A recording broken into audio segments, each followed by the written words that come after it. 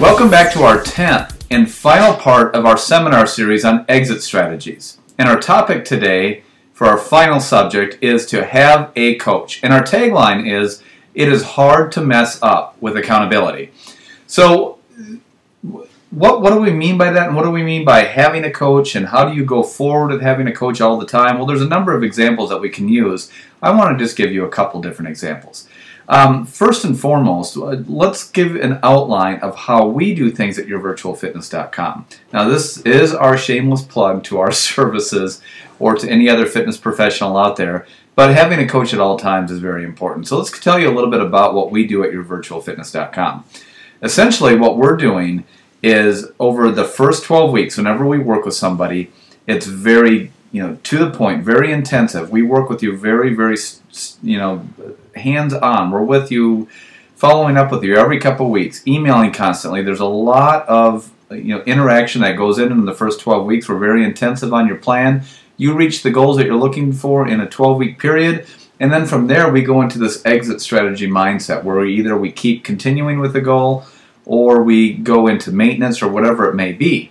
But at that point then, we give people the option. We give people the option, do you want to stay on your own, go completely on your own, or do you want to stick with us as a coach? And if they stick with us, typically what we do is, we continue to check in, we can continue to hold them accountable, we continue to do exactly what we did over the first 12 weeks. It's just backed off just a hair. So that accountability is there, but it's not gone, because the problem that we have is in what we tell everybody is everybody needs a coach. When you look at the top golfers in the world, the top basketball players, whatever the sport may be or whatever profession, everybody has someone that they need to turn to, not only for teaching and guidance, but also to hold them accountable.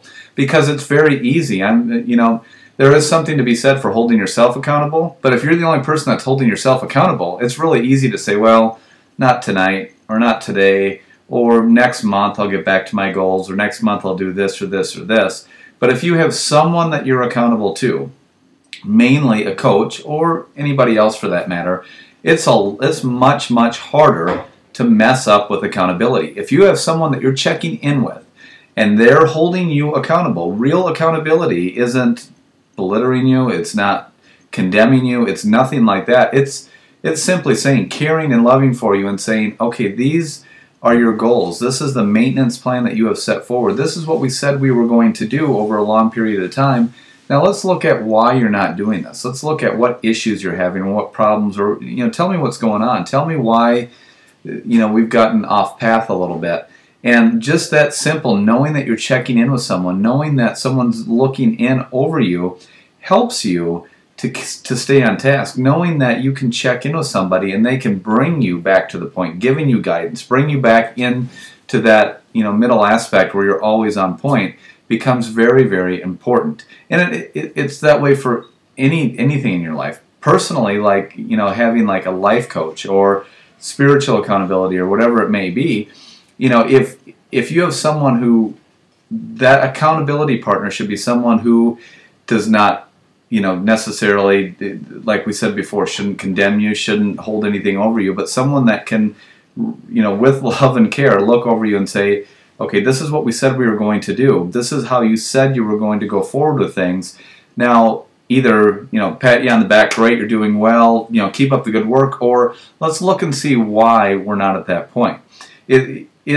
From our experience, we have found, and this is just, I'm telling you how it is, I'm not trying to pick on anyone or be mean, but how we have seen it happen is when people get off, or when they decide that they want to stop, or when they just don't want to go forward, or something happens in their life when they get off track, what ends up happening is they just disappear.